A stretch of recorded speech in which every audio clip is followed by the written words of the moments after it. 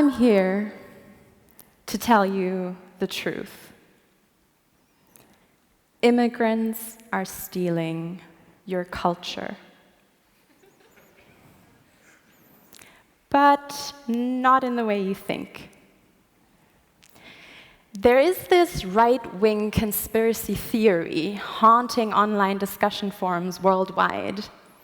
The so-called Great Replacement theory propagates that political elites and European institutions are intentionally undermining the white Christian majority in Europe with Muslim through immigration.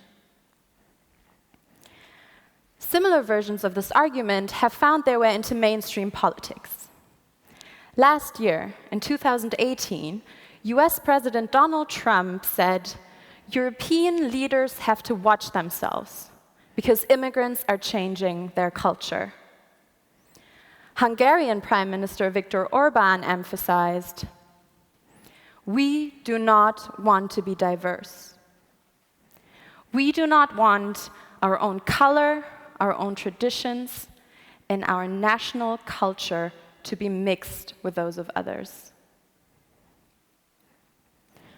On the other side of this debate, there are the proponents of a multicultural, a multi-ethnic, a pluralistic society, a society where people of different race, religion, and beliefs all live together peacefully under the umbrella of a liberal democracy.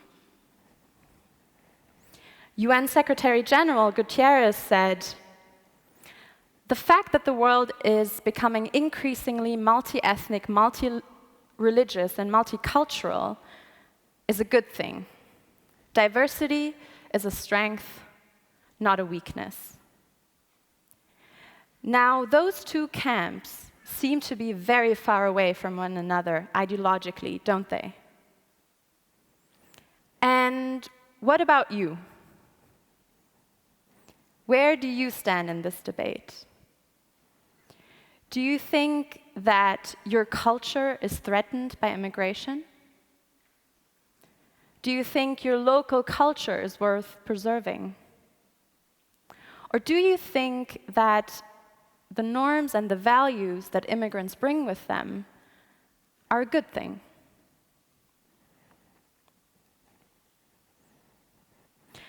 What if I told you that all of these questions are beside the point? What if I told you that both the left and the right are not quite getting it? But let me back up a little and tell you about two things that the two camps seem to agree on. First, both camps think of migrants as importers of a certain culture. They think of them as people who pack their cultural suitcase in their origin countries with a bunch of norms and values and carry all those values and norms with them to destination. They unpack their suitcase there, and the left is thrilled and the right is appalled. While both camps seem to disagree on whether the consequences of immigration are good or bad, they both seem to agree that migrants bring a certain culture, that culture is embedded in people and therefore carried with them, like a suitcase.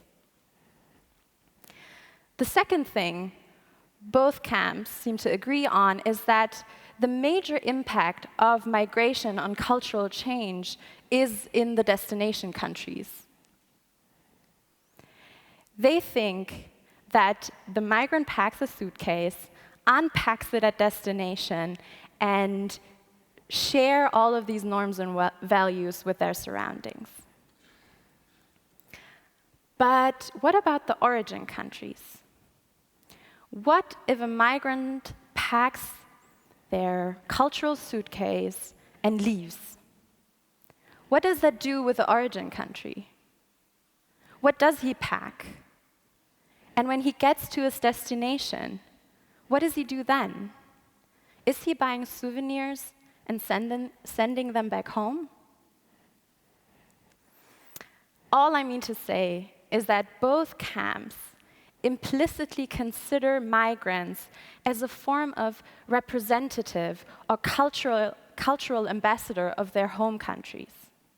And both camps think that the impact of culture, the impact of migration on culture, happens mainly in the destination country. I am an economist, and I do research on migration and cultural change. I ask myself, what do the data tell me about the movement of people and the change in norms and values? A few years ago, my co-authors and I were confronted with this heated political debate. And we wondered, how can we substantiate this inflammatory narrative with data? So what we did is we took survey data for 100 countries between the 1980s and the 2010s. We looked at questions on religiosity, support for democratic institutions, obedience, thrift, trust in others, really fundamental values. And we compared all country pairs with one another. We compared every country. How similar do Mexicans and Americans are when they think about obedience? What do the Turkish think about thrift and trustworthiness of others as compared to Germans? How similar are the US and Mexico? How similar are Turkey and Germany? One of the questions we used was, what are your priorities in life? And people could rate whether family, friends, politics, religion, leisure time was their priority in life. And we looked at how similar countries were worldwide. This chart shows you that cultural similarity increased worldwide. The world is becoming more similar. This chart in specific shows the likelihood that two people from two countries picked at random would give the same response to this question. We use this question and many other questions to look at all country pairs and how they compare. And then we wondered, okay, how does migration play into this? Does migration have an impact on cultural similarity? Does migration between the US and Mexico make the US and Mexico more similar? Or does migration between Germany and Turkey make Germany and Turkey more similar? The short answer is yes. Migration is a main driver in the convergence of values and norms. Migration makes the home country and the destination country more similar. So you may now think, so migrants are cultural ambassadors of their home countries.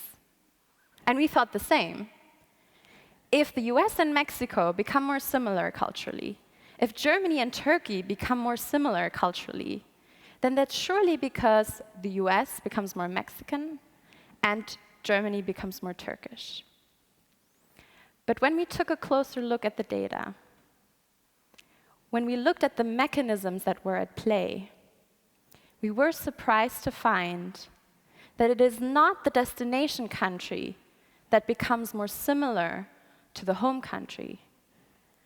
It is the home country that becomes more similar to the destination country. So migrants make Mexico a little more like the US. Migrants make Turkey a little more like Germany. So how can that be? How is that possible? Well, almost every migrant is familiar with this phenomenon. You visit your family back in your home country. You talk over Skype, you share memes, ideas, articles, and share it with your family and friends. You absorb what is around you, and you share it with the people that you love. For an immigrant, those people are also located in their home countries. It's not a conscious process. It's something that happens naturally to all of us. Social scientists call this phenomenon social or cultural remittances. Remittances is the term for the money that migrants send back home. Cultural remittances, or social remittances, you guessed it, are the norms and values that migrants send back to their home communities. This does not mean that Moroccans are now obsessed with French cheese. This does not mean that teens in Anatolia are now obsessively wearing socks and sandals, although, it might be a new trend. It's more fundamental than that. It's the norms and values that we absorb around us and that we share with our home community. I told you at the beginning that migrants are packing their suitcases and leave.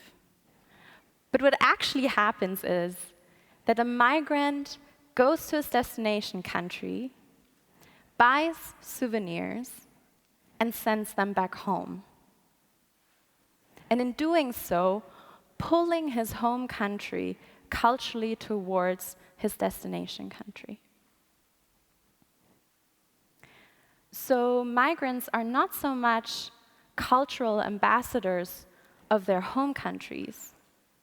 They are cultural ambassadors of their destination countries.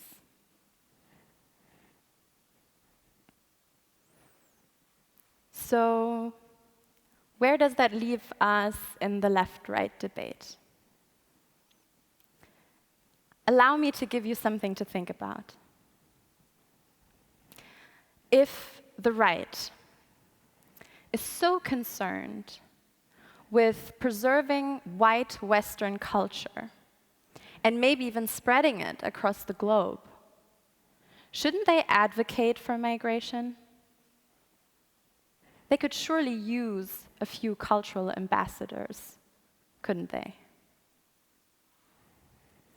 And the left.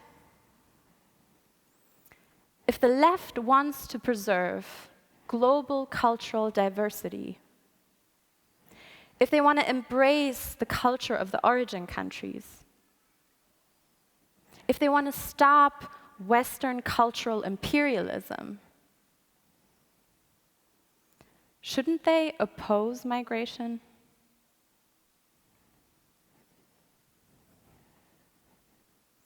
The world seems upside down now, doesn't it?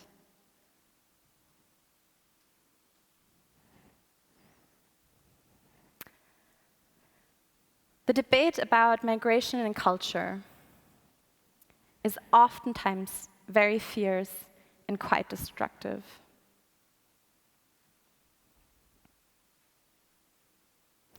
And we are all part of it. You are, and I am. Sometimes we get so lost in certain types of debates.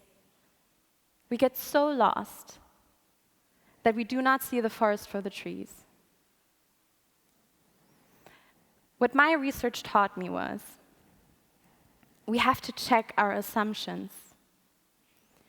We have to check all the ideas, the implicit things that are floating under our heated political debates, the undertow of destructive debates. Let us check ourselves again and again and again, even if the first evidence seems to point in our favor. Let us root our debates in what is really happening.